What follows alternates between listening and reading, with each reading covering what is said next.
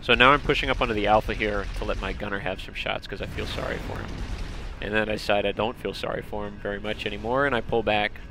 So here we're quiet. We're hoping that the Ghost pushes in to the right. He didn't. Remember, these players are all teamed up and they're experienced vehicle users. I can tell that by the strategy they use. I play with a lot of other people who like to use vehicles a lot. And, well, I'm not sure these guys measure up in every category to them. But they definitely have some of the same habits. Like, they're staying on their side of the map mostly. Did you check out that? Hang on. So, sorry, I believe... Yeah, okay, that was a pretty sweet shot. So we're going to watch it again, and thanks for indulging me. Here's what happened. I see that Revenant over there, and I'm worried that the enemies are going to come get it and charge in on me with it. I don't see any friends over there to get it. So I'm going to take a shot at it, and the way I do that is, from the position that I'm sitting in, I know how to hit this needler. And so I use that kind of as a reference, and I adjust the reticule a little bit up and to the right, and that gets the distance up and to the left, I'm sorry, and that gets the distance and azimuth correct to hit that Wraith. And look at that, there's an invis guy up on the cliff, and I did not know that. Let's see what this guy's doing. Mr. Sneaky Sneaky, where are you going? It's like it's CTF or something, but it's not really CTF. He probably wants our sniper rifle. Okay, I'm tired of watching that guy. Let's go back to the main event.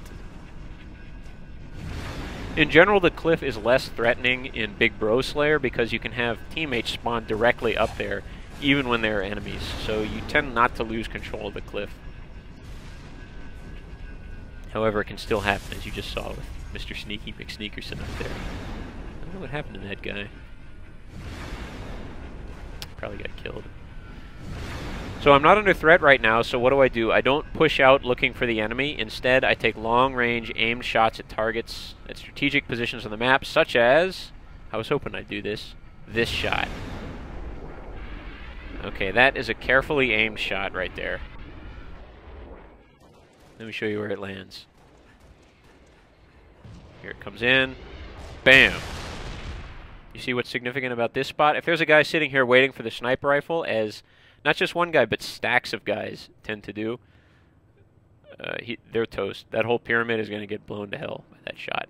In addition, if the sniper rifle itself is lying there for some reason unattended, then this shot will often kick it off the roof of the base and onto the wall over here, even onto the ground. The enemy team at that time has, after that happens, has 1 minute to pick up the sniper rifle before the game will clear it. If the game clears it, it will be gone for 3 minutes. So I've pushed up to the Bravo position again, and this guy... Oh, wait a minute. Okay, I remember this. I remember this. This guy is one heck of a driver, because look at this. Let's go back. Let's go to his view, actually. What's this guy's name? Yeah, The Real KC.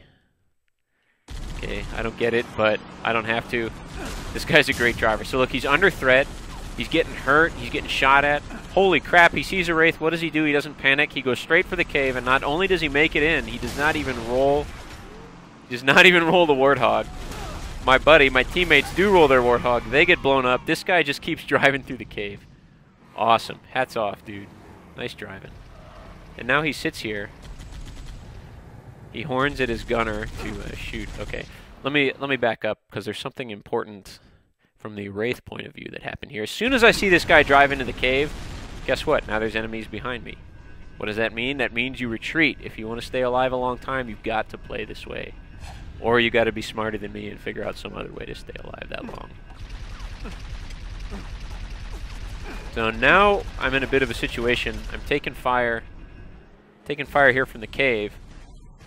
I forgot how to make this shot, and I shoot high. And you see he backs off the car. Spawn spree. And now he's going to come back out again. The gunner eats it. That's what happens to gunners. Now, at this point, I recalled, oh yes, I've practiced this shot. So I shoot the right elevation. And ladies and gentlemen, but most likely gentlemen, if you doubt the value of practice, there it is. That was a double kill on a really hard shot from a known position. And eliminating a threat. The Warthog, The Warthog is really not, except in the hands of a really good Warthog team, frankly like those guys are, the Warthog's not much of a match for the Wraith. So now I'm taking shots. I just took a sniper shot, I believe. So I'm coming all the way back here to my safe spot, safe behind the base, and I'm going to wait until things cool down a little bit and my teammates can secure the base area before I push back out even to my safe alpha spot. So at this point, I've gotten a lot of kills with this Wraith, and they're they're onto me. The enemy team is onto me. Now, they're winning 89 to 52. For some reason, it shows me as having only 12 kills, even though I know at this point I have about 17 or 18. There's some kind of bug, possibly involving deaths by explosion as opposed to, or kills from explosion as opposed to kills by Wraith. There's some kind of bug that prevents you from getting credit in the game for all of your Wraith kills. So you'll see at the end of the game, actually you already saw this, I have a 21-0 Wraith life, but I didn't get a Rampage medal in this game, and I believe my score maxes out at 15. I haven't had any betrayals, so I don't know what the heck's going on. But alright, there's a couple of things this enemy Wraith is doing. He's been careful most of the game, but now he's doing some things I don't approve of, so I'm going to back up a little bit. And now let's watch this guy move in from the pitch mound. That was intelligent. Okay, let's go. Here we go. So number one, I feel this is a mistake. He has, if you look at the cave, he's got guys fighting in the cave. That means the cave is not confirmed friendly. That means that at any time, our red team boys can just charge out of here with sprint going while he's distracted and board him right up. So that's one thing I don't like about this approach path. I would have taken a path over on this side, where I have a lot of open ground to either side, and I can see where the enemies, I can see the enemies coming after me. So there's another thing. There's an enemy Wraith here, it's me, and he's not giving me his attention. And that is deadly. See, because here I'm taking shots at him. He doesn't even know they're coming, so he can't dodge. If he saw these shots coming, he could dodge them, but he's not doing that.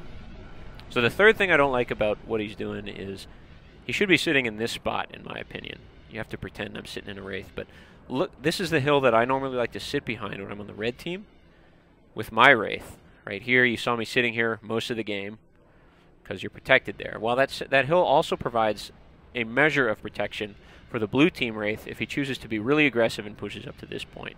If you're going to attack the red base in your Wraith, you're taking a big risk, first of all, but that risk is mitigated a little bit if you sit in this spot right here. But he did not do those things. Frankly, I suspect this guy is used to playing with a bunch of high-ranked players in his party, and that makes him sloppy. If you ever think you're a great vehicle user or a great Halo player, try playing on your own in the hopper for a while and see how that works out for you. You'll learn some different habits, and perhaps playing with really talented teammates has given you bad habits, which you'll be able to identify. So I think this guy shoots the border off. It's kind of hard to tell because of the lag on the replay here, but let's watch really closely. Yeah, okay. So probably by accident, this guy did what I was talking about earlier, and he shot a border who was on his Wraith. You can do that repeatedly, either a left or right side border, not in the back.